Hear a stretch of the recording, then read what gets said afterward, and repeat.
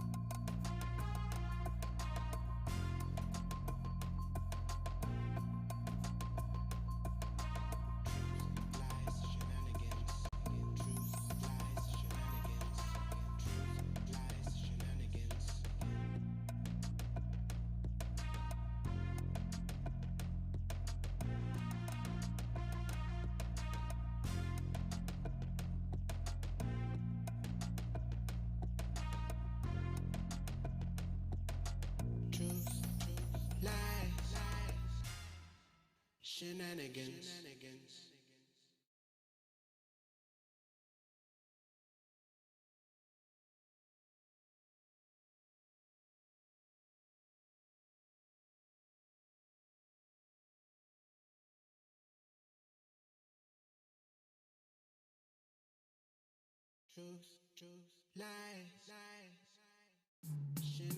Truth, lies, shenanigans. Truth, lies, shenanigans. Truth, lies, shenanigans. Truth, lies, shenanigans. Truth, lies, shenanigans. Truth, lies, shenanigans. Truth, lies, shenanigans. Truth, lies, shenanigans. Truth, lies, shenanigans.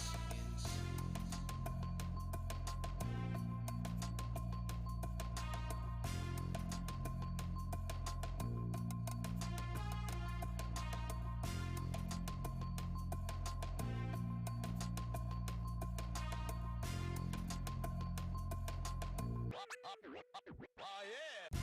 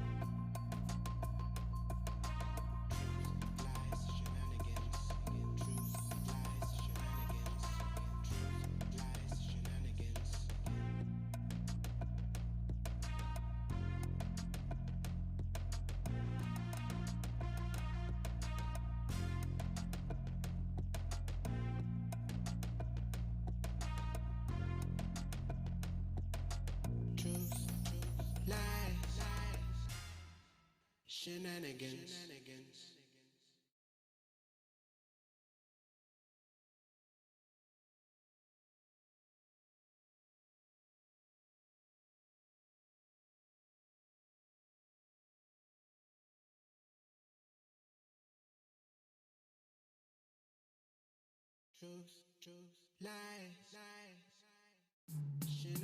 Truth, lies, shenanigans. Truth, lies, shenanigans. Truth, lies, shenanigans. Truth, lies, shenanigans. Truth, lies, shenanigans. Truth, lies, shenanigans. Truth, lies, shenanigans. Truth, lies, shenanigans. Truth, lies, shenanigans.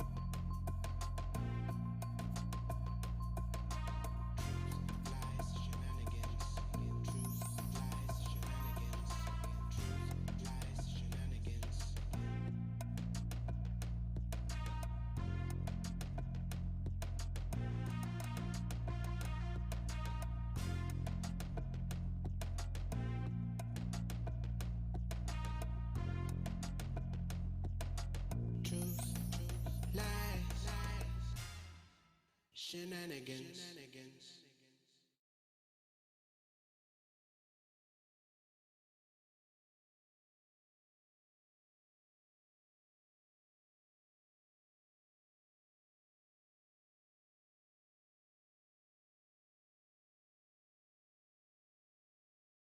Truth, lies, shenanigans. Truth, lies, shenanigans.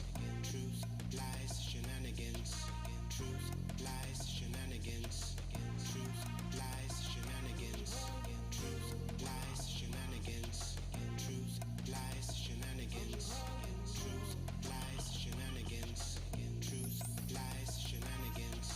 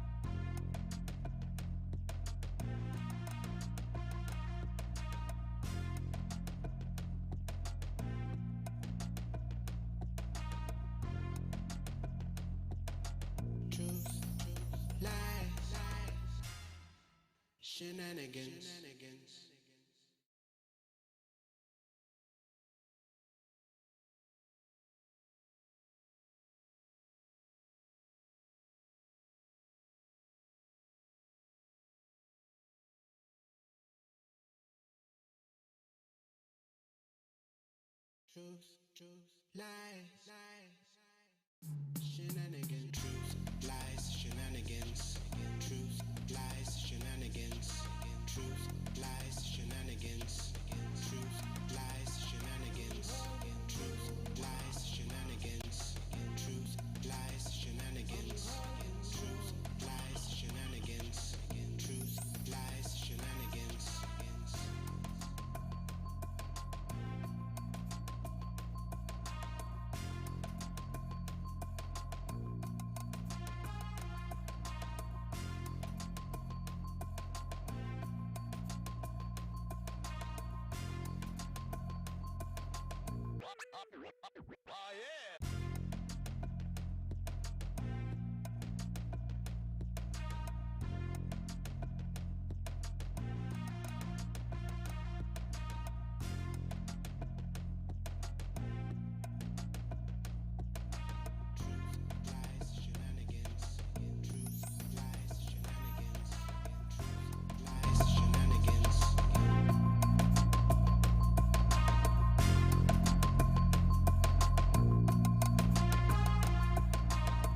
Hey, my friends, this is Truth, Lies, Shenanigans, the live show for Sunday, October 25th, 2020. My name is Neo, and I'd like to welcome all of you to our deep, fun, and crazy show. Let me introduce you to our co-host for this afternoon. Opposite me, the show's tweeter, Miss Lizzie.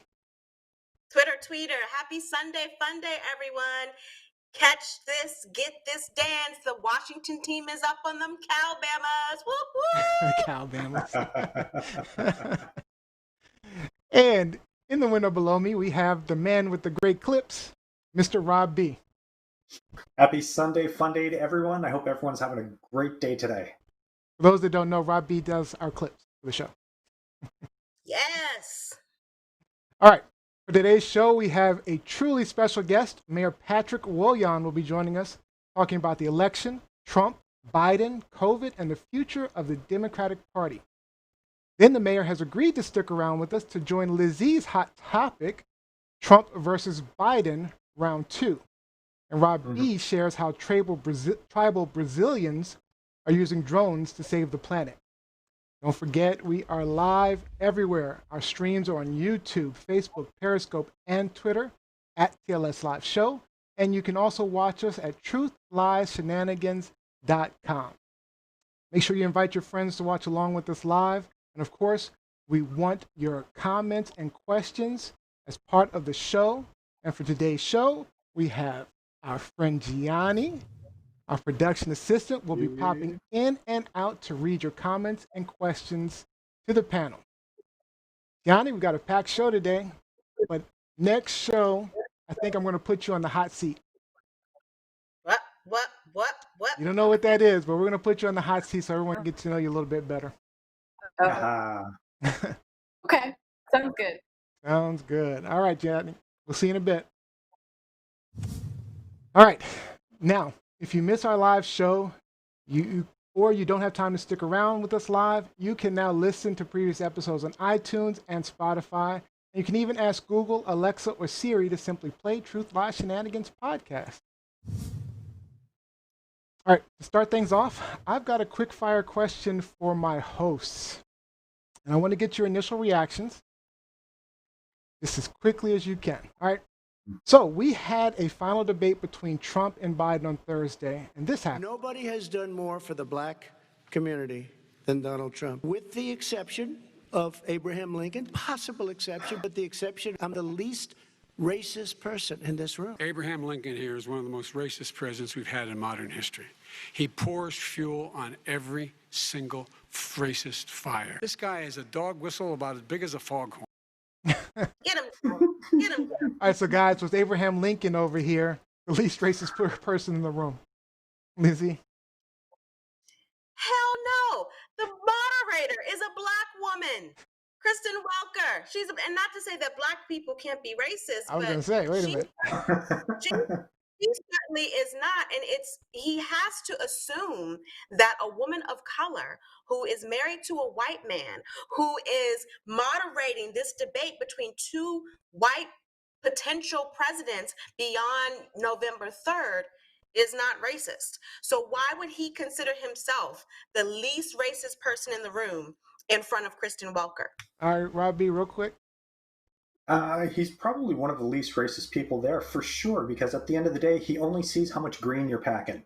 That's what he cares about. That's a good point. I want to say, well, Biden got it right. So, but damn, it was cold what he said. Abraham Lincoln over here, that was cold. That was cold. I mean, I swear, I busted out laughing when I heard that. I was like, very quickly, just also too, even in terms of presidents, I mean, we all know in terms of presidents, he falls at the bottom of the barrel. Let's talk about Barack Obama. Let's talk about Lyndon Johnson and the Civil Rights Act and Voting Act of 1965. Let's talk about Ulysses Grant and the 15th Amendment that gave everyone, regardless of color, the right to vote. But this Bama is saying he's the least racist person since Abe Lincoln. Yeah, no. Yeah. Anyway, I just can't deal with this dude. All right. So let me tell you a little bit about what Truth, Lies, and Shenanigans is all about. And we've given you a little bit of a taste. We'll be sharing our truths and opinions with you, calling out the lies and pointing out those ridiculous shenanigans going on. But most importantly, on this show, we try to have some fun with shenanigans of our own. But we do have one rule for our hosts, not necessarily our guests, but definitely our hosts. If you're caught cussing, there is a $10 penalty. And if you guys are caught cussing 3 times in the same show, and our viewers will call you out, you will be writing a love letter to the clown himself. He wrote me beautiful letters, and they're great letters. Now, you can see here Fell in love. who has the foul mouth. 140. That's a lie. No. Where's Johnny? Where do you want Gianni? You want Gianni? We're going You to got have Gianni. who's cussing throughout shows as well, because that's a lie. That's a complete lie. Looks like we got to give Gianni That's a a lie. refresh. Thank you, Gianni. All right. In a bit, Gianni. All right, so the cussing pot will go to a deserving charity immediately following the election, and then we'll reset our cussing pot because we'll have to do something else other than write a letter to Trump because he'll have to be out of True that. office.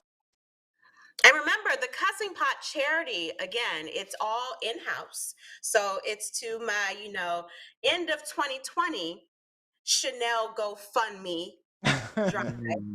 So yeah, let's go. I'll essentially be paying myself, actually. No. All right. It's time for our spotlight. And man, we have been getting some awesome guests lately, and today is no different. Mm.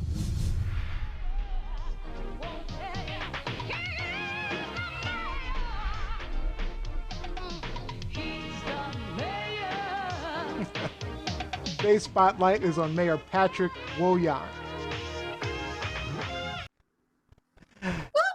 Hey Patrick, welcome to the show. Hello, hello. Good to see y'all. Good to be here. Thanks for Thanks coming. for having me today. Let me introduce Patrick to our audience. Patrick was born and raised in Wisconsin, received his law degree from Georgetown University, and has served as mayor of the city of College Park, Maryland since 2015 after serving 8 years on the city council. He also works as the director of government relations at Rails to Trails Conservancy.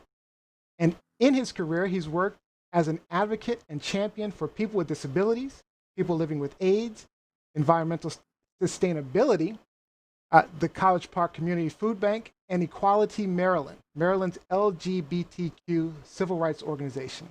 And as mayor, he worked with the University of Maryland to make College Park a top-tier college town. Believe me, you can't imagine how much College Park has progressed since 2015. My friend and the mayor, Patrick Wojahn. Thanks for joining us today. Welcome. Good to be here. Thanks, Neo. And perhaps more importantly, I'm actually Neo's neighbor. He lives just down the street from me, so I go by his house on a regular basis. Literally 1 block away. Things about him. Yeah. Hi. So it's great to be here. I know you said that the no cussing rule doesn't apply to guests, but it does apply to me because I just found out that my parents are watching. So shout out to Karen and Dennis Wojahn in Green Bay, and my sister, and also her 4 kids. So I can't cuss either. I'll get in Happy to see trouble you guys. if I cuss. Mayor, that's a lot of pressure. For you. I know, right? It is. I'll keep it clean. So I have to ask, how are you and your husband holding up through these COVID days? Are you guys surviving, struggling? Yeah, we're doing okay. I mean, College Park, we've got a lot of challenges because we've got the university community here. Of course, the College Park is the home of the flagship campus of the University System of Maryland, the University of Maryland in College Park. And we've had a lot of challenges because when COVID hit, the student population basically disappeared. They all went scattered to the 4 winds. And because of that, it was pretty quiet for several months, but then they all came back in September. And we've been navigating how to do that safely, how to incorporate the student population safely back into the city. In terms of what we've been doing here, my husband and me, we've been working from home a lot, as most of us are, as so many of us are, and we've been doing a lot of carry out.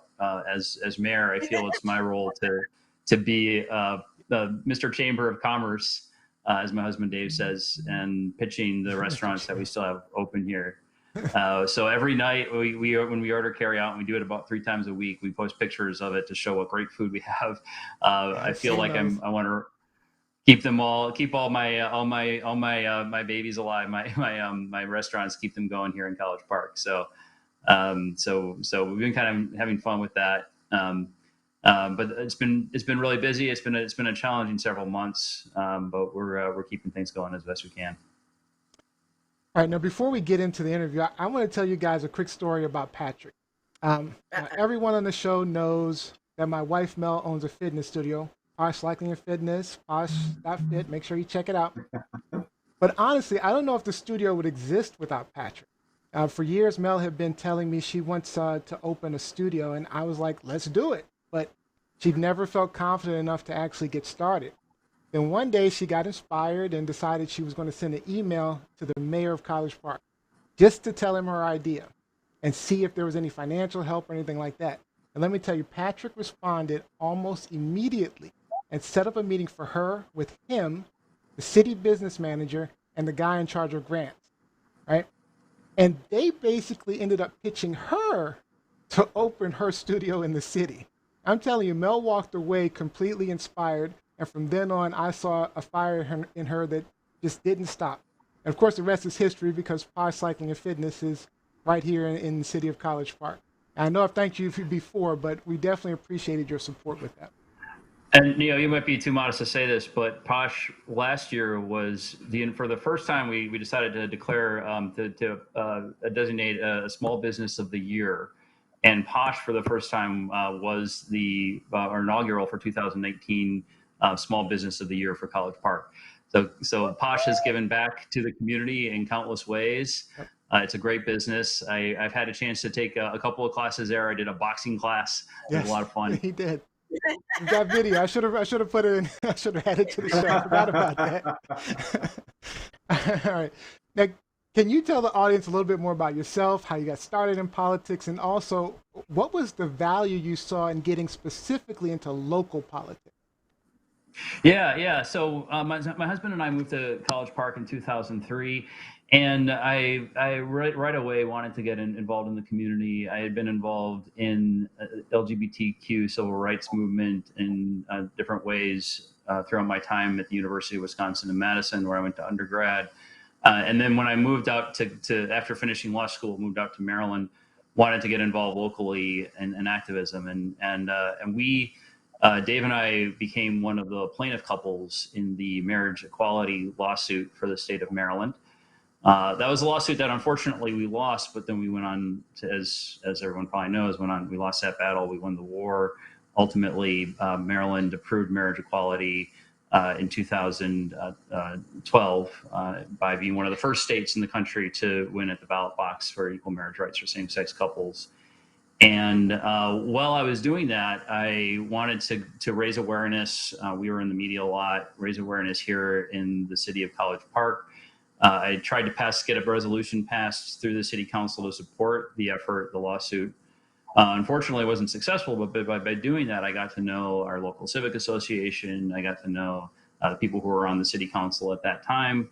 And in 2007, there came a couple of vacancies open on our city council, so I decided to run.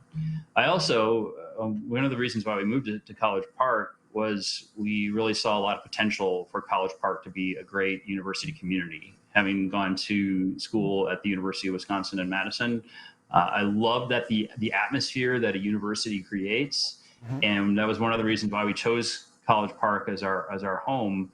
But we saw potential that wasn't realized because there was a lot of tension at the time between the city and the university. The community is also a bedroom community for Washington D.C. So it didn't quite have the link that we have between the city and the university. One of my goals is really to leverage the resources and the benefit of having a university here to make College Park a top tier university community, to really bring the exciting and quirky small businesses that often come with universities, the commercial districts, the variety of restaurants, and all the amenities like great places to walk and bike, great parks. To me, you asked why local politics are important, and I think local politics are really where so many things that are decided on a day-to-day basis that impact our lives, those decisions are made. So I think local government is it's exciting to be part of. You have a direct contact between us as elected officials and the residents that we serve. I talk to my residents in the grocery store all the time, my constituents, which I love. I get to hear from them all the time. So it's fun and I enjoy it. And do you have any aspirations beyond mayor, like maybe president, like maybe judge, maybe jump straight from mayor to president? I don't know. I think there's a few steps that I would have to go in between them there, but I am thinking about what I might do next. I've been mayor. This is now my third term as mayor. And as much as I love the local level of government, I do think a lot of my passions are in things like sustainability and civil rights, and those are things that I think I could have even more of a make more of a difference on the state level or on the county level. So I'm looking at those options. Okay, and before I'm going to turn things over to my co-host, but let's talk about national politics. What are your thoughts on Trump Biden right now? Oh, and I have a video of you that I'd like to share. All right, here I am about to drop my ballot off. Here to vote in the 2020 elections, 2020 presidential election. I'm here with a bunch of mayors all over Prince George's County. Drop my ballot in. And can you also talk about your thoughts on Trump claiming widespread voter fraud? Well, there's no evidence of that. Clearly, I think he's preparing for his loss if he does lose, and you can. Yeah, fingers crossed. It's pretty apparent where my political beliefs lie. But if he does lose, then I think he's preparing to be able to blame it on something else. He won't let his ego admit that he's lost because of anything that he's done. So he has to find other things to blame it on. Like he's gonna throw everything up against the wall and see what sticks. If he claims voter fraud or emails, Hunter's emails or something like that, he's going to say everything is to blame for his loss except for himself. Yeah. Let me turn things over to RobB real quick. Oh, and by the way, just before he jumps in, just to let you know, this show is very anti-Trump, so don't worry about that. We are openly anti-Trump. We are? I couldn't tell. It was. We're not anti-Republican, or we're very bipartisan. We're just anti-Trump. All right. I think that's a fair statement. Sorry about that. Go ahead, RobB. No worries. First off, Patrick, kudos on your green transportation and infrastructure projects, your support of the LGBT community and involvement in all kinds of social projects in your community. Wonderful altruistic endeavors and to be commended. So kudos. Thank you. I am very curious what some of your biggest challenges have been in running the day-to-day operations of College Park, given the inconsistent messaging from federal, state, and local authorities vis-a-vis the COVID pandemic. Yeah, that's been a real challenge because I talked about the students coming back in the fall, and we've been very, very forthright that this is not a year like any other. It can't be a year like any other here in College Park.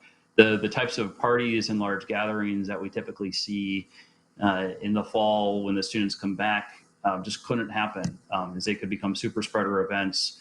And we've been reinforcing that message constantly and reinforcing the need to wear masks, the need to not gather or have people crowd into bars like they usually do, the need to social distance, and for the most part, the students have gotten that. The students have been great. But when we have people on the national level, when we have our president even saying things like masks, he doesn't understand why masks are important, or this is just going to go away. We don't need to worry about this virus. The virus isn't that serious. That really sends a conflicting message to the people that we really need to be able to cooperate with us and work together with us to prevent this from being any worse than it already has been. Yeah. Lizzie? So I want to ask, this week, we all know that even though it's not a very popular nomination, we know that Amy Coney Barrett is probably 99% is going to be confirmed as the next Supreme Court justice. And she has consistently been evasive on LGBTQ issues, rights, gay marriage. So does that make you nervous? Like, what is your initial reaction to having her as our next Supreme Court judge? It does make me very nervous, and the majority in all the cases like Obergefell and Windsor, all those cases have been decided very closely on a 5-4 or 6-3 basis. And to have now we had 3 this administration has put 3 new justices on the court that could really threaten LGBTQ equality. Amy Coney Barrett is known as a being very conservative, as having religious views that may not allow her to recognize LGBTQ equality. So that is very concerning to me. And I hope that precedent will hold, that the powerful decisions that have come out in the last few years, that they remain in place. But I am very concerned about my own relationship with my husband, about our legal relationship, about the legal relationship and the rights of LGBTQ people all over the country. RobB, you had a similar. Oh, go ahead. Okay, go ahead. I do have a question to kind of follow up with that. Very recently, Pope Francis came forward and recognized civil unions, same-sex civil unions. Now, I know that Amy, just a staunch Catholic, and let's be honest, her personal views are impacted by her religious views. So now the pontiff, the higher order, has said, hey, rule change, we're okay with this. So I'm just curious if you believe that there are going to be some deep ramifications just as far as the American psyche is concerned when it comes to the religious right, when we're dealing with a large number of Catholics in the U.S. Yeah, let me just say, I think what Pope Francis did was a big step, but it's only in some ways, but it's also not full legal marriage equality. He's suggesting civil unions. I think it's important that there is a separation of church and state, and there are many religions in our country that fully embrace and accept equal marriage rights for same-sex couples. My husband and I, my husband was raised Catholic, and we attend a Catholic mass. It's an organization called Dignity Washington, which is a Catholic mass that accepts and embraces full equality of the personhood of the LGBT community, and as a result is not officially recognized by the Catholic Church. But we were married in a ceremony through Dignity, and it's important that our government recognize that there are many religions that do fully embrace equal marriage rights. So what Pope Francis said, he doesn't recognize the diversity of religious beliefs even within the Catholic Church, because there are many Catholics who believe that same-sex couples are fully sanctioned under God. So it's a step, but it's not going all the way there. I am also concerned that I'm not sure that Amy Coney Barrett, based on her membership in I'm blanking on the name of the organization, but the organization that had the hand they used to call them handmaidens.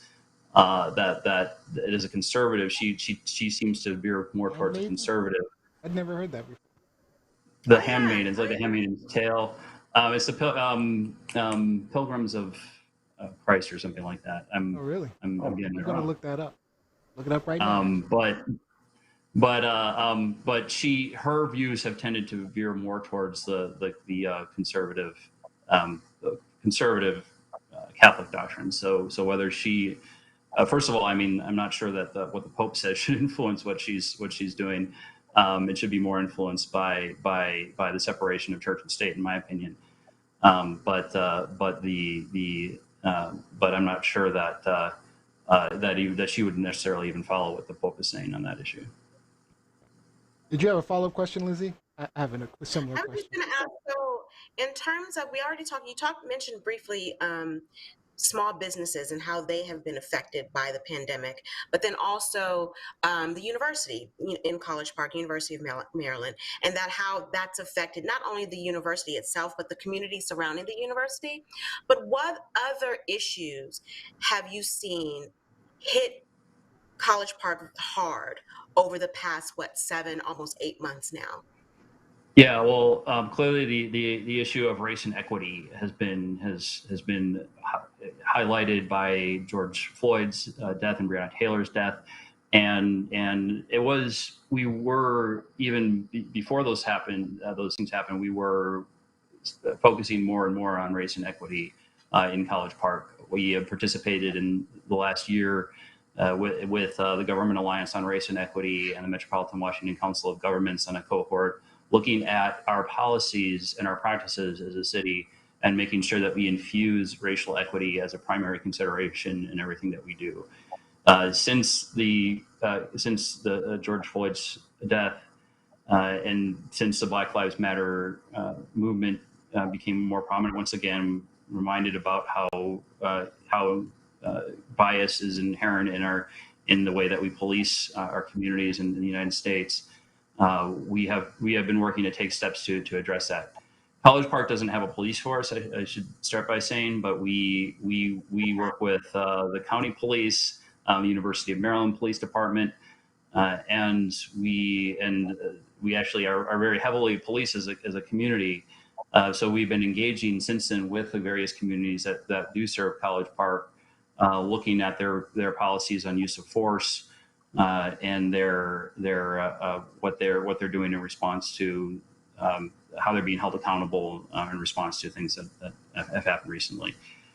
How did College Park look over the summer in the midst of all of this social unrest, if you will, especially in DC, where there were a lot of protests, there was a lot of social activism? Were there protests in College Park? Is there, even though you don't have a specific police department, was there still a cry for defund whatever policing or law enforcement that you have? Yeah. So I attended a protest that we had. I wouldn't say it was huge, but it was a good showing from our community. Since most of the students had left College Park, I think if the students had been around, it would have been bigger if the students were here, though. Yeah. Right. We had a good turnout we were out on Baltimore Avenue, Route 1, right by the university, holding signs as people were driving by. And I held a sign that said "Justice for George Floyd," and it was great to get everybody together and to just come together in a common cause. We also had a vigil at one of our local churches for Black Lives. I got together with a number of interfaith members of various denominations, religions around the community, and we held a day-long interfaith online vigil for Black Lives Matter.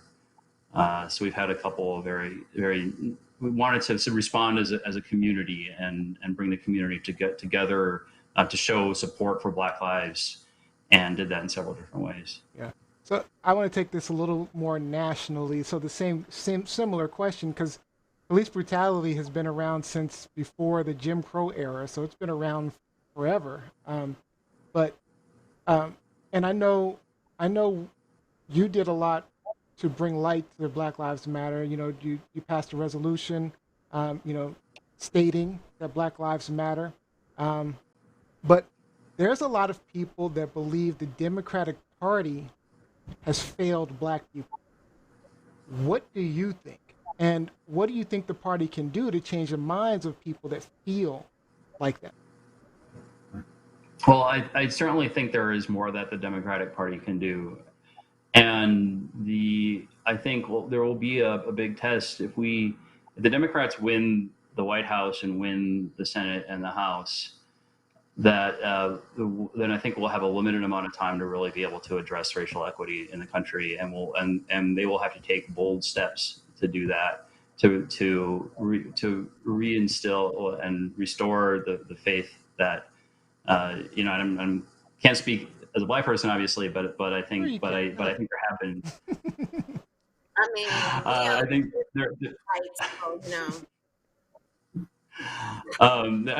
From what I've seen, I think there certainly have been challenges in that relationship, and I think to restore, there will have to be bold steps to restore and maintain that relationship. Okay, but I think. So what does that look like to you? I mean, what do you think that looks like? Yeah, I mean, in 2016, I think one of the reasons why Hillary Clinton lost was because a lot of Black and brown folks were disenchanted with the Democratic Party, mm-hmm. and I think what that looks like for now, people, I think probably more because of Donald Trump's actions, more people will be turning out to vote. because Donald Trump has proven himself so problematic.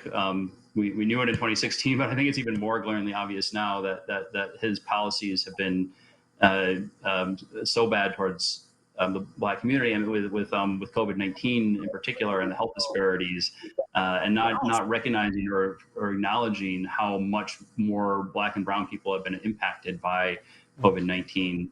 Then that could be a place where the Democrats start. I think really working to address disparities in health outcomes for Black and Brown people, the huge wealth gap that Black people face in our country, the disparities in education. Of course, there's a criminal justice system.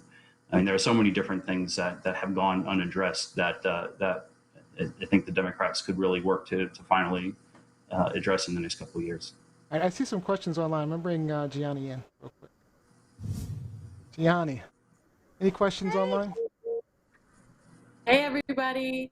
Yes, so Mayor, the Jacqueline Robinson asks, has there been pressure on the university's athletic department to set up their sports program, particularly from the parents of students who have athletic scholarship?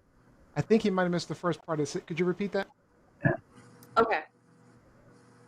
Has there been pressure on the university's athletic department to fully start up their sports program? Has there been pressure on from the Jacqueline Robinson? You got it. Okay. I would say I don't know for sure. I mean, I don't work for the university, so it's hard for me to say exactly. But I do think there has been some pressure. There are some student athletes that want to be able to play their sports. There has been, I think, famously, there's been pressure. Donald Trump actually put pressure on the Big Ten schools to start up football again, and that is why this weekend, as a matter of fact, the Big Ten Conference started up games again. This is a big concern for us in the community. I actually joined my other several other Big Ten mayors in a letter to the Big Ten Conference asking them to keep in mind the impact that games will have on the community, and to keep a close watch on positivity rates and set metrics that are based on data and science about what point it will be so dangerous, so risky to play football games, not just because of the games themselves, but all the celebrations, the partying, the tailgates that happen around the games. At what point will it be so dangerous that they should stop the games from happening? Gianni, see any other comments online? Okay. Go ahead, Lindsay. Very quickly, Mayor, I apologize because I had my head down during your comment. I forgot, I'm a veteran sports journalist in addition to a professor, but I completely forgot that Maryland switched to the Big Ten from the ACC. And so when you mentioned that, I was like, oh God, here we go. This crazy conference alignment. So I'm still trying to catch up to all of that. Were there any other comments, Gianni? Yes, there's a comment from Daria Winter. She says, "No, the party has not failed the Black community. What is done on the local level? Black members of the Black Party are involved in getting Black people elected at the local level to be represented in party politics. Support Black candidates for party offices. For example, how many Blacks are in party offices in Maryland?" Do you know that? I don't know the answer to that. I will say I'm in Prince George's County, and Prince George's County is a majority African American county, so my perspective and what I deal with here on a day-to-day basis is not sure reflective in terms of local politics. There's strong local African American leadership here in the county that hasn't been reflected as well on the state level. Just that we've never had a Black governor in Maryland, for example, which is really astounding given I didn't actually know given that. Given the high Black population here. Yeah. Interesting. So I learned two things today: that College Park does not have its own police department, and that Maryland, as a state, has never had a black governor. Interesting. Yeah, that's something I didn't actually know. Um, we only have a couple more minutes. Did anyone have a burning question they wanted to get in? If not, I have one. Go for it. Okay, great. Go for it. So, Patrick, when you ran in 2019, there was a candidate. Her name was Lazarliani. Lazarliani? Am I She saying goes that? by Zari. Yes, Zari Malsama. Okay, thank you for saying that for me. who had some very homophobic remarks during the debate, claiming she was compelled to run because of your goal to make the city LGBTQ friendly, and it was totally against her Christian beliefs. Can you tell us a little bit more about that, and how did it make you feel? Also, another question I had before you say that, I look at a lot of articles and I see you referred to as the openly gay mayor. How does that make you feel when you see that? Because I don't know, I feel like if every time I looked at the papers and I saw the black mayor Antonio or Neo, Or sorry, even, the black mayor Neo, or I even would the be offended. open sexual mayor, like that just, I don't know. I don't need to identify as such. But like Neo said, how do you feel about that? Yeah, I'm just curious. Yeah. So I don't want to be, known as the gay mayor. I want to be known as the mayor who's doing good things for College Park, who happens to be gay. So that's not what I start with when I talk about what I want to do in College Park. It never has been. When Zari, Ms. Malsama, we met. She's been involved in the community and neighborhood watch and things like that for various years, and she was one of the people that I met with when I was first thinking about running for mayor in 2015.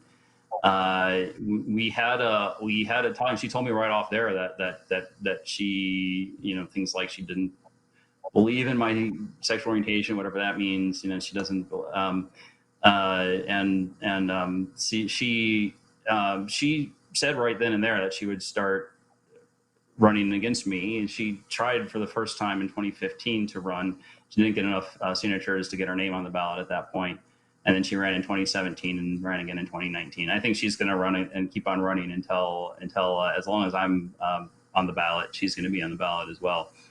And it is what it is. The city of the residents of College Park do not agree with her that it's a bad thing to have a gay mayor, and that it's a bad thing to promote, to be a welcoming community, to promote equal rights for the LGBT community. So she's never going to make much of a difference. But it is distressing to me that her message keeps on getting out there, that she has that platform to speak from. But I'm glad that, and it always heartens me to know that the residents of College Park don't buy into it. All right. I think that's it for the questions we have for you today. Is it? Anything else, Rob?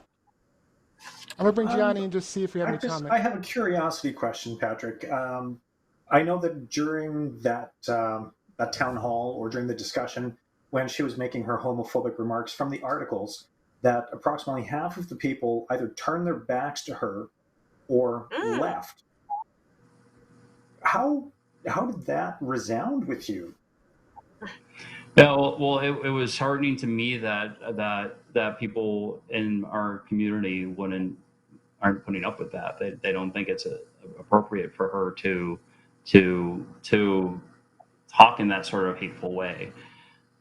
So I was heartened by that, and a lot of people came up to me afterwards, and even though I kind of knew what to expect just because I knew her and knew what she was about, they wanted to reach out to me and say, that they felt that was inappropriate. So that was heartening and encouraging for me. All right, Johnny, let's see if we get some comments from online real quick. Sure. Michael Winter says Maryland has a large rural component. The fight between urban areas, the Eastern Shore, and the western part of Maryland for limited state resources is real. All right. I don't know if we got all of that. Yeah, I Can think we we're get going to... Let's come back to you. Let's see if we can fix that internet connection, Gianni, okay? Okay. All right, we'll come back to you. But I do see, like, I see Mel Blaine says, Patrick has been super supportive throughout the business journey. I'm forever grateful. Thanks, Patrick Wojahn. I see Rupka says, I made it. Oh, Mel Blaine also said, Zari has said a lot of crazy things while running. Jeanette Brown says, can Patrick talk more about the path toward politics? Need to get more diverse voices running for real change. How to get a more diverse group of people thinking they should run for mayor or other offices. If you can make that real quick, though. Yeah. Yeah, it is a good question. Real quick, I'd say just figure out how to do it. If you want to do it, do it. I mean, there are, and I know that women, people of color, are often don't run because they aren't asked to run, and I think if you've ever thought about it, look into ways to do it. Meet with people, talk with people that are in those roles right now. Find mentors, and just do it. Okay, awesome. All right, Patrick. So thank you for joining us. Fantastic interview, but you are going to stick around for. Wait, before we go, I do want to show one last video, because one thing we do is we do enjoy our shenanigans. So. So found this on Twitter.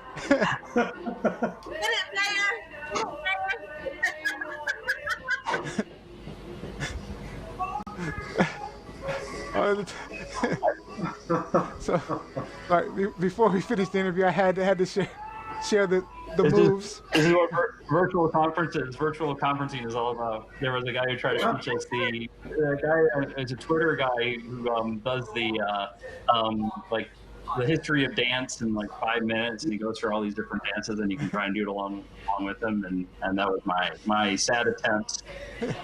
For those listening on the podcast, you'll have to go and watch our clips, because you can see Patrick doing his shimmies. Great moves, Patrick. All right. Thanks again for joining us, Patrick. Again, don't go anywhere. We'll see you shortly, okay? It's a pleasure. Thank you.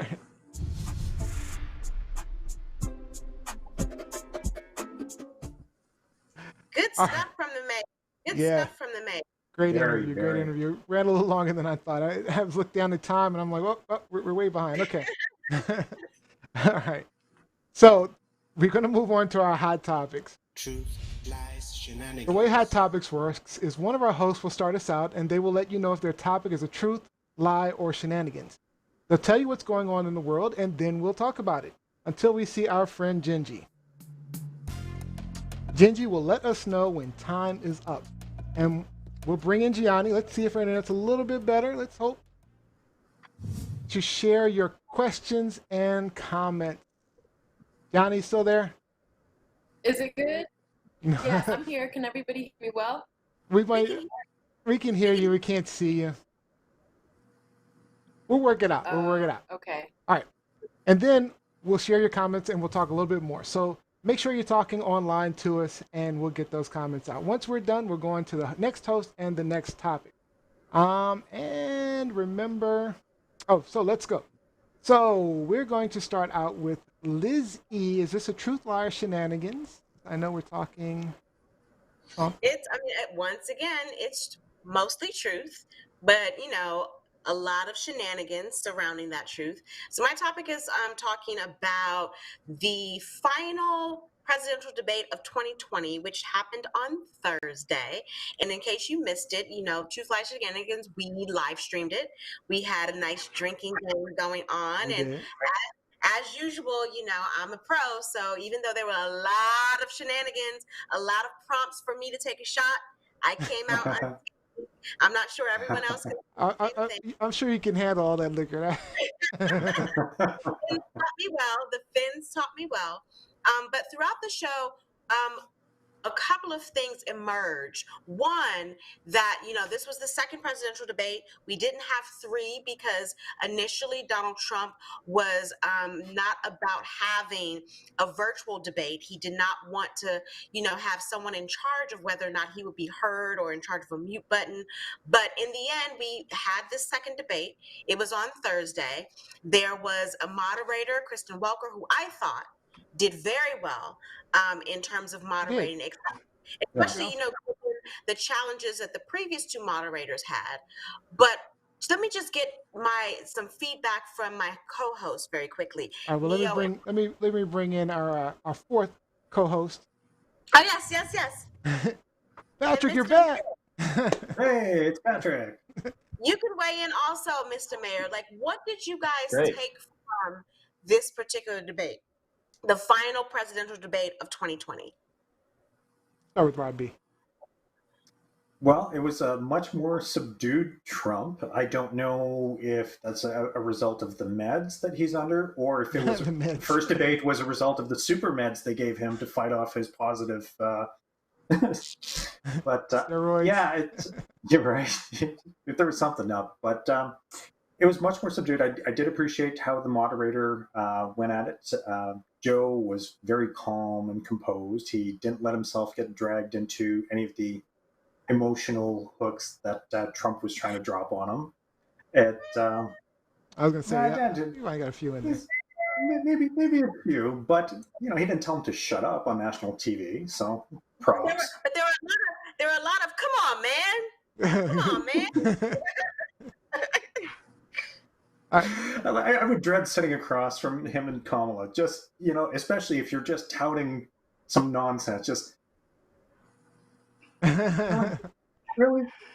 So my initial thoughts is I thought it was actually a really good debate. I enjoyed watching this debate. It wasn't a lot of, the moderator was fantastic, but there wasn't a whole lot of back and forth, and there were a lot of zingers in there. I mean, a lot of zingers. We showed the one where the Abraham Lincoln one earlier and talking about racial. There was a lot back and forth. I mean, both of them did pretty well. I mean, of course, Trump was lying most of the time, and we saw some lies from Biden, but I thought it was actually a really quality debate. I enjoyed it. Mr. Mayor? Sure. So I actually didn't watch the first hour, to be honest. I decided I had a long day at work, and I decided to go for a run. But I will say, for what I did catch, I agree that Kristen Welker was really the star. She did great. She managed to keep Trump in line without being overly having too much of a presence there. Because as a moderator, I think it's important that she let them talk. So she let them talk, but didn't let them get out of hand, particularly Trump. I do think it was very substantive. I think the reason why I decided not to watch it, but I had to tune in at the end.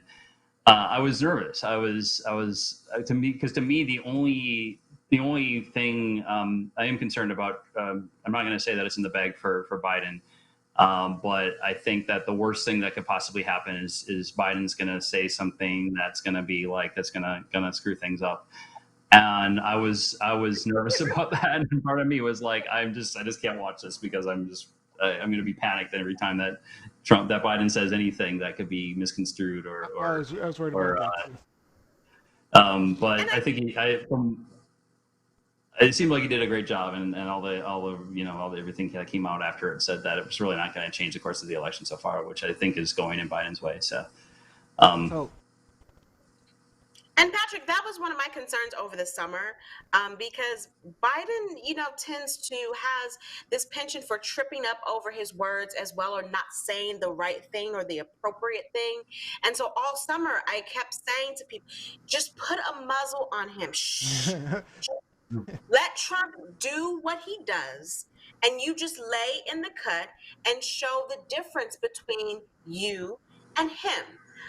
So I'm glad that they've been able to kind of get Biden on track with that. Yeah. Because again, over the summer, I was a bit worried when he was saying some of that crazy stuff. Like what? You ain't really black if you don't vote for me. That's not gonna cut it. And I know he probably said it in jest or wasn't really aware of the impact that statement would make, but it set me off immediately. And you and I talked about it. I said they need to shut him up. They need to shut him up. And I ultimately agreed with you. Yeah. Sometimes it's time to put him back in the basement and let him stay on the road. No. orange juice, and let's go. Let us. I would have been fine if he just stayed in the basement. That would have been great. Because, I mean, he didn't have to do much to beat Trump. I mean, Trump's beating himself. I love the ad that they did where it was like a 10-second ad, and all it was a clip of Trump, and he said, I approve this message, where Trump was saying, you know, if I lose, I'm going to leave the country. And Biden's like, I approve this message. Or Trump saying things like Joe Biden wants to listen to Dr. Fauci, and then Biden just responded on Twitter with yes. Perfect advertising for Biden. I mean, of course he does. He wants to listen to science. Yeah. All you need. It's all you need. All right, Lizzie. Trump made a lot of inflammatory statements during the debate. We talked about the first one, in which he said that he's the least racist person in this room, which we all know is false. But then when the question turned to immigration and the fact that there are over 500 immigrant children who have not been reunited with their parents, who have not seen their parents for months, in which we don't know where their parents are. Trump was very not only evasive about the topic, but he deflected a lot. And he tried to pretty it up a little bit, even going as far as saying they're doing very well. They've never been better in the conditions that they've been living in. He talked about the cages, and instead of addressing the fact that they've been in poor conditions in these cages, he went and blamed it on the Obama administration and Biden and said, you guys invented the cages first, so you can't call us out on anything. So my question to the panel again, what was your response to that? Were you shocked? Were you angry? Like, how did that make you feel?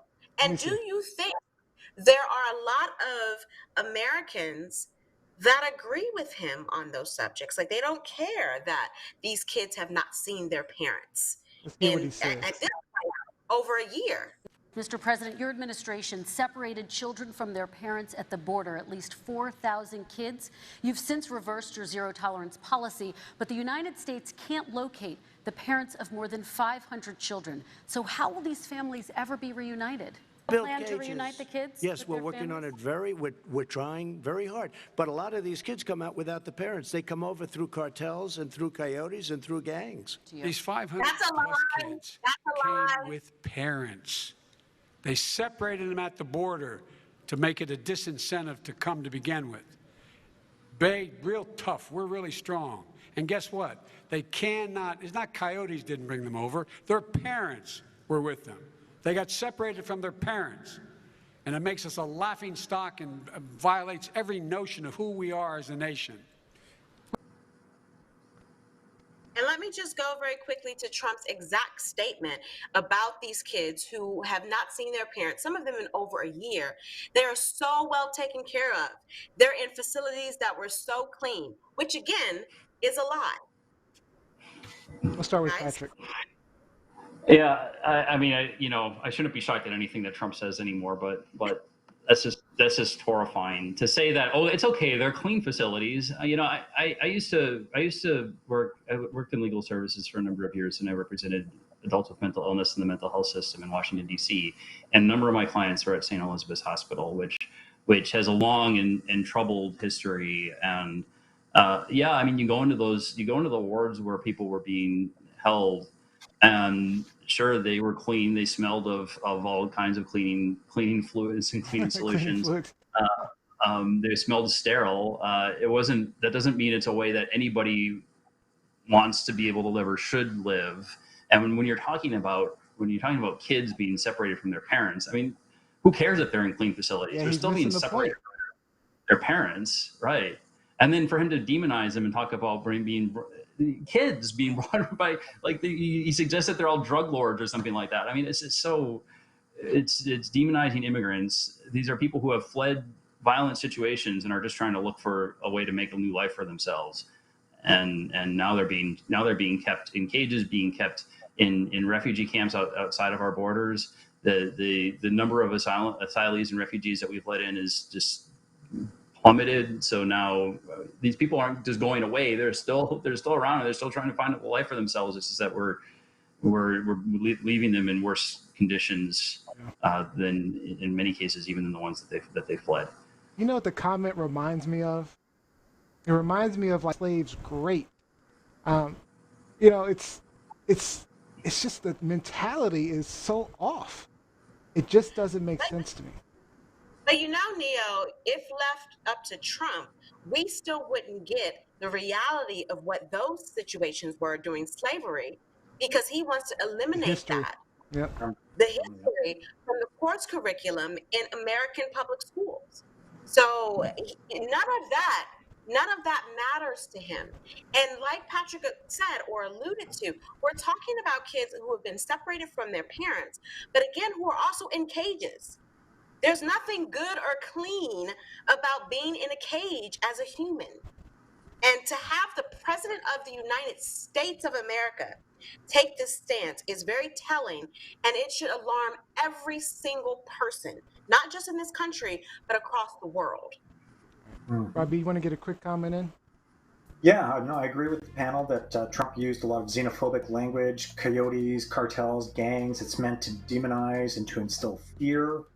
He touted that these children were in these facilities, but at the end of the day, these are facilities where children have been removed from their parents. And the fact that they cannot find the parents, they cannot locate them, demonstrates how broken the process is. And he was just he was flippant about it, because I can't imagine a greater trauma for a child to be leaving your home to begin with because of horrible conditions. It's a matter of life and death. If you're picking up and leaving with whatever you can carry, it's a matter of life and death. And to be greeted with this scenario, there is no opportunity, there is no amnesty. And I agree with Biden that it's a really terrible look for America. It's shameful.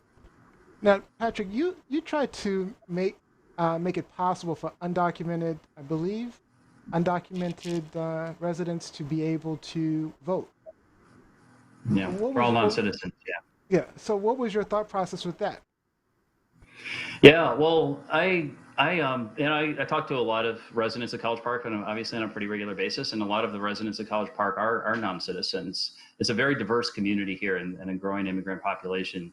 And there are people that have been in our community for years or even decades, who pay taxes, who own homes, who contribute to the community in a variety of different ways, but still aren't able to participate fully in the community because they haven't obtained citizenship yet. And that to me, the rules for citizenship are set up on the federal level. Our citizenship system is broken right now in so many ways.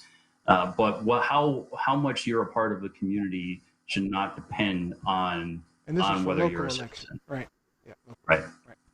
All right. Lizzie, did you have anything else you wanted to bring up? No, he just stresses me so much. Let's go to Brazil. All right. So, Mayor Wojahn, that is all our hot topics. We thank you for joining us. Did you have any last words, any comments you wanted to get in? No, thanks for having me on again. I think hopefully I see Lizzie being done with talking about Trump, and hopefully soon we won't have to talk about him anymore. He'll be dragged away, and we won't have to deal with him anymore. Fingers crossed. And everybody, please make sure you get out and vote. The background, Neo, your background, I think says it all. It's just important that everybody get out and vote. Yes, please get out to vote. Please vote. Everyone vote. All right, we really do thank you for joining us, and we will see you. We may invite you back if that's all right. All right, I'd love to. Maybe immediately after the election, we'll bring you back. How about that? Okay. Yeah. Sure. I'd love good. to. All right, Patrick. Thanks again. Thanks again. All right. Take care. Bye-bye. Good seeing you. All right. Final hot topic. Let's try to get it in quick, RobB. Take us home, RobB. Truth, lies, shenanigans. Did we lose RobB? We can't hear you, brother. Sorry about that. So this is a truth that's going up against some long-standing shenanigans. Came across this story that's just brilliant. In one of the areas of Brazil, there is a tribe called the Uruuauau. They're separated across 9 tribes, and they embrace a traditional way of life. As we know, the Amazon forests, the Amazon basin has been it's being preyed upon. Just illegal clear cutting is a big part of it. And this is an ecosystem that humanity needs. Most of our clean air is filtered through the Amazon basin, so we need to do everything we can to protect it.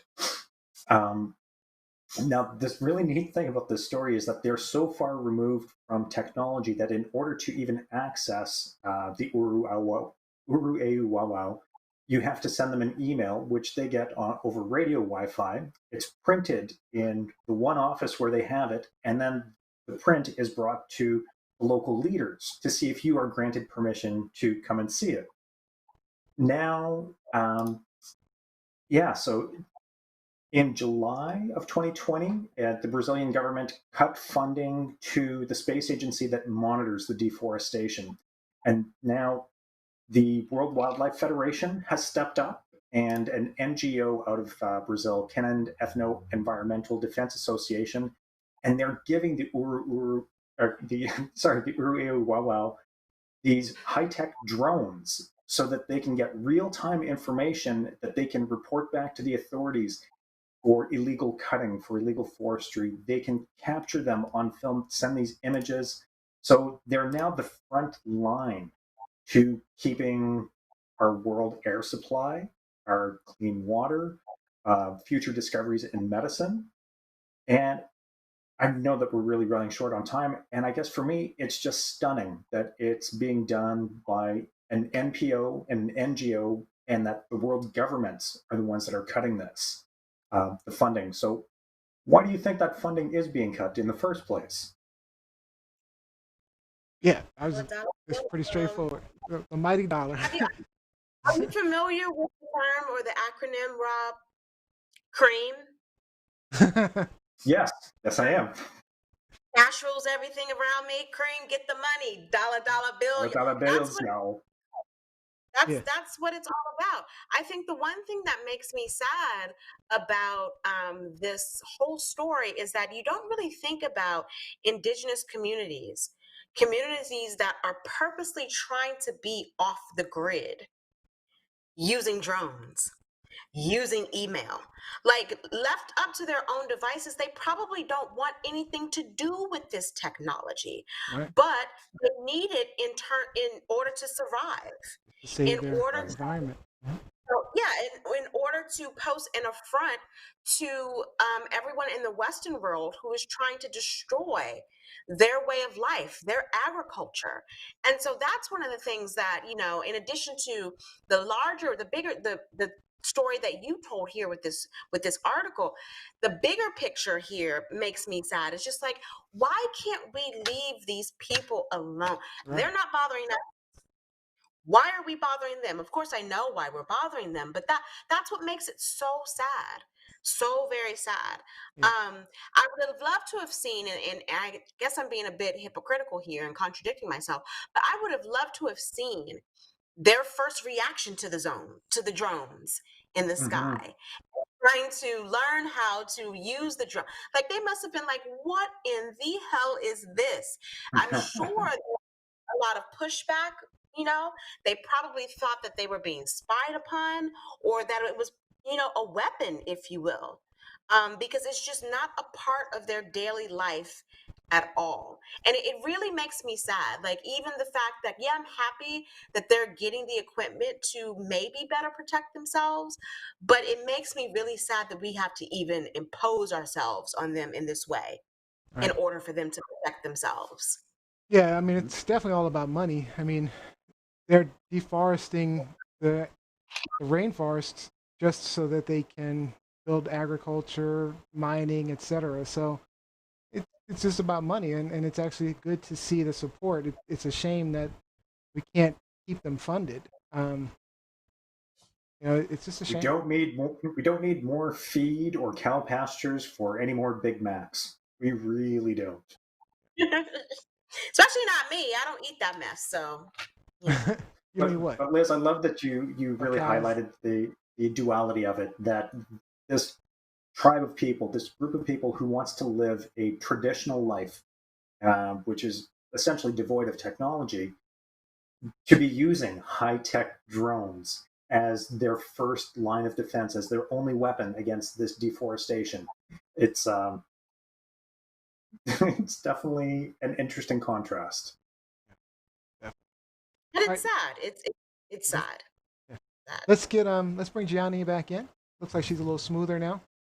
All right, Gianni. Let's see if we can get some comments from the last couple of hot topics. Sure. Okay. So Paulette Bertrand says, please don't vote with your wallet. Keep people's rights in mind. I like that one. We also have a comment from Daria Winter, but the problem is that young people still need to be encouraged to vote. Some are still talking about not voting. Jacqueline Robinson says, they don't see these babies as human beings. They already started to use dehumanizing language to describe them early on. That made it more, that made it more palatable to violate their most basic human rights. I've been reading those for like every time. It's sometimes hard to read them because the flow of the comment. So fast. And then lastly, there's another one from Josie. She said, I would like to see dear son Baron in a cage for a day. Tell us how awesome that is. Oh, the son? I have to disagree with that. One, Baron is a teenager. Two, Baron is on the spectrum. Three, Baron doesn't live with his parents at the White House. He lives with his grandparents in Maryland. Baron isn't like the other Trump kids. He hasn't done anything yet. And honestly, I think Baron, who doesn't really know his father, like there is no, if you look at the way they interact, there is no acknowledgement between father and son and father. I think Baron might be the only bright hope in that entire Trump family because he doesn't seem to be aware of the evil that is going on around him. So like I said in the last hashtag a couple of weeks ago, free Baron Trump. Free Baron Trump. I like Jose's last comment. Also, when are you guys moving off grid? She says, RobB. ASAP, baby. Hey, you can't go off grid. Wait a minute. Then you can't. You won't be here. Oh, yeah. I feel like I'm off grid in my apartment because I haven't left my damn apartment in months and months and months. Only person I socialize with that I have seen in person over the past 7 months really has been our former host Jam for like 5 minutes. That's right.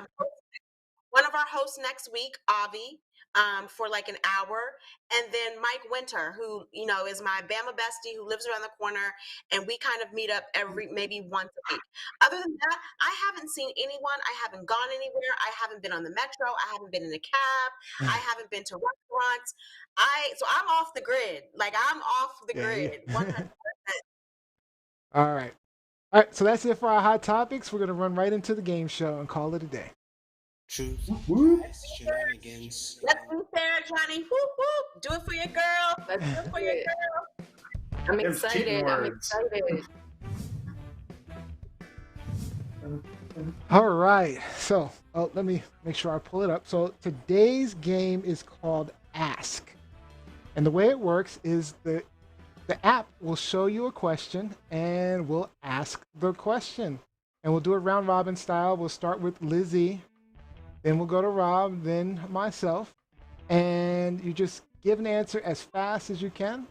And then Gianni will be actually judging each round, telling us who. So is this ask in standard English or ask in Black English? Black English. I'm going with ask. My mama made sure I pronounced ask every time I ever said X. All right. So we're all set. You ready? Ready, Gianni? Do you have the scoreboard? If you don't, I got it. Can you pull it up? I'm having I got you. trouble. No problem. I got the scoreboard. All right. Are we ready? So let's go. Lizzie, the best time to have sex is? First thing in the morning. First thing in the morning. All right. Wake up, roll over, boom, hit it. Was like that. All right, RobB. On the top. It's not or the currently bottom? like that. Was like that. Was like that. RobB, on the top or on the bottom? Damn. Well, hey, you know what? We'll go bottom. Sure. Bottom. Men are so lazy. Men are so lazy. I could. My mom's on the stream, so I'm not saying anything. I'm not going to answer the questions I don't have to answer. So, all right. What this is for me. What have you always wanted to do but haven't done yet? I've always wanted to skydive, but I don't think I'll ever do it because there was a time where I wasn't scared to do it, but now I'm a little scared to do it. So I don't think I'll ever actually do it. I've parasailed. That might be another alternative for you. I've done parasailing. And it was fun. It was invigorating. I might do that. All right, Gianni, who's the winner of that round? Okay. Although Lizzie's comment was exciting, I'm gonna have to go with Neo. Yay! All right. Neo gets a point. Neo gets a point. All right, let's go. Next one. Lizzie, how would you react if a couple would invite you for a threesome? Hell no. Hell no. All right. That's straightforward. All right. And RobB, you are planning a romantic evening and dinner at home. What will you do? We'll break out some wine. We'll break out some dish. Whatever baby wants. We'll put up the feelers beforehand. Put out some candles. Maybe run a bath. I like that. Romantic. All right. And for me, the weirdest thing that you are into is. Weirdest thing I'm into? Is Mel watching? Is Mel B watching? Video games? I don't know. I'm not into weird stuff, really. Maybe we'll get Mel to answer this one on the stream. I'm definitely gonna lose this round because I don't know any weird stuff I'm into. I'm not into. Maybe Mel. Yeah, Mel, you can post what's some weird stuff I'm into. I don't know. Because she already called me out. What did she say? She said no skydiving. So. All right. So who wins this round, Gianni? Okay, guys. I'm sorry. I'm gonna have to give it to Lizzie. I agree with you. Actually, I would have given it to Lizzie too. Hell no. This is round three. All right, this might be the final round. Let's see. Lizzie, have you ever been blindfolded? Have you ever blindfolded or tied up your partner? No. Never? No. Okay. No. Y'all need to read Dolores Claiborne, Stephen King's Dolores Claiborne. That will change your opinion about tying up folks, about using handcuffs, the whole nine. Dolores Claiborne. Trust me. All right. All right, RobB, do you sometimes visualize how other people look naked? Who doesn't? Come on. I'm not going to comment on that because it's not my question. Anyone who's done public speaking knows that trick. You've pictured a room full of naked people. You've done it. All right. One who's seen Vince Carter naked in the locker room has asked that question of themselves. So. Oh, okay. So my question is, how often do you shave your intimate places?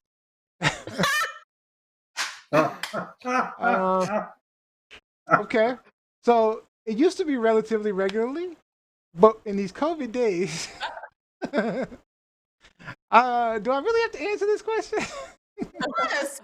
You make this game. Well, it might be about once a month or something like that. Maybe it's moved up to twice a month. I mean, every other month. I don't know. John made me answer the question. You're better than that, Neo. You're better than that. Did you maybe answer the question? Okay, Gianni, who won that round? I think that Neo's answer was pretty funny. Yes! Yes! Neo. We'll catch up. We'll catch up. No, because that's the end of the game right there. Lizzie, you're a loser! Loser! No man ever said no man ever. That was a great game. That was really fun. Thank you, Gianni. We'll bring you back for shout outs. All right. Well, it's time for shout outs. All right, Lizzie, shout outs. First of all, shout out to the mayor. Thank you for joining us and giving us your insight and perspective on what it means to be a mayor during these trying times. But also, again, shout out to the Washington team. Oh, did we win? Yeah, we won. We beat them Catamas. Y'all gonna be tired and sad and making all kinds of excuses all week. We don't want to hear it. All right, RobB, shout outs. Shout out to Jose. Shout out to my mom. Shout out to Gino. Thank you. It's wonderful to have the family join. And really to the audience for your participation, continued participation. Thank you so much. Patrick was absolutely wonderful on the show. Learned a lot about what's going on in your neck of the woods. Yeah, definitely shouting out Patrick and shouting out my wife, Mel. Good to see you on the show. Gianni, shout out. I wanted to shout out my best friend Lamina, who's also watching live with us as well. Oh, what's your name again? Say it again. Lamina. Lamina. Lamina. Thanks for watching, Lamina. Hope you enjoyed it. All right, Gianni, it was great having you on the show today. Thank you for all your help. We will see you next show. Wink. Bye, guys. We'll see you Wednesday, Deja. I mean, Deja. I keep calling her Deja. Johnny. I can't get it out of my head. All right. So that is our show for today. I'd like to thank you all for joining us. We hope you had a good time, maybe learned something, got something off your chest.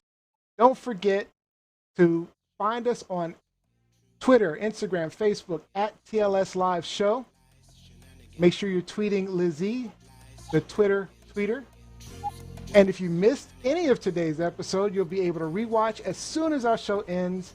Also, check out our clips online on YouTube and Facebook tomorrow for you to share them out. Remember, you can also listen to us on iTunes, Spotify, Google, Alexa, you name it.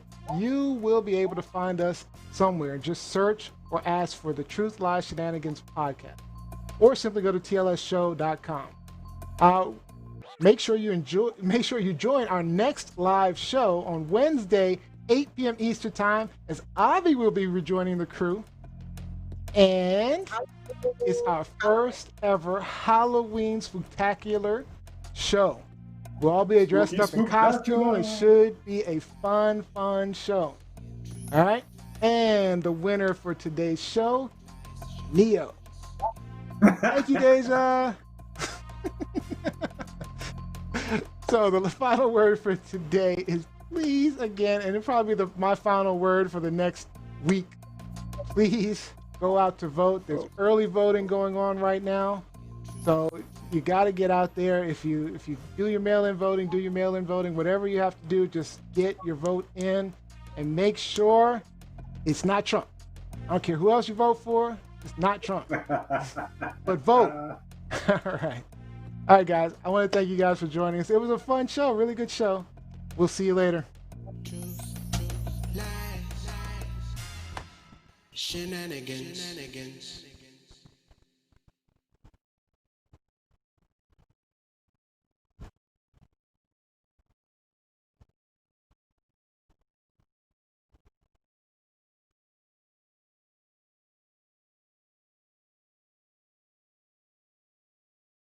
Truth, lies, shenanigans, truth, lies, shenanigans.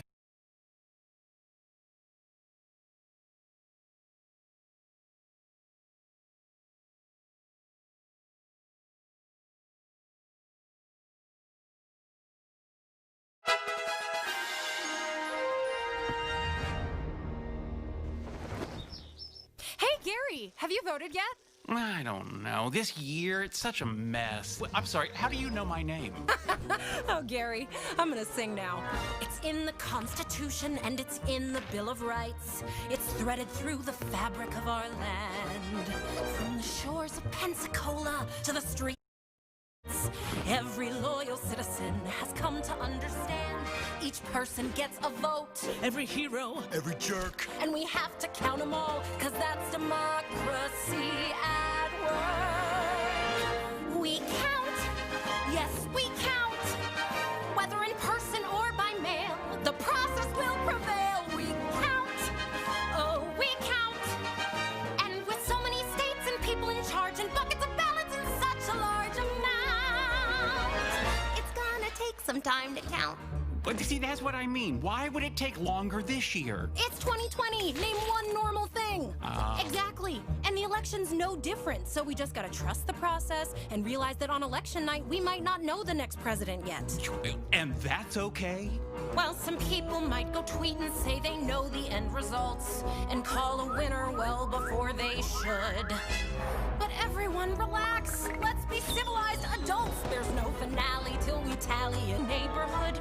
We count. We count? Yes, we count. We count. We count. Every granny, every grad, Every hanging chad. We count. We count. We count. We count.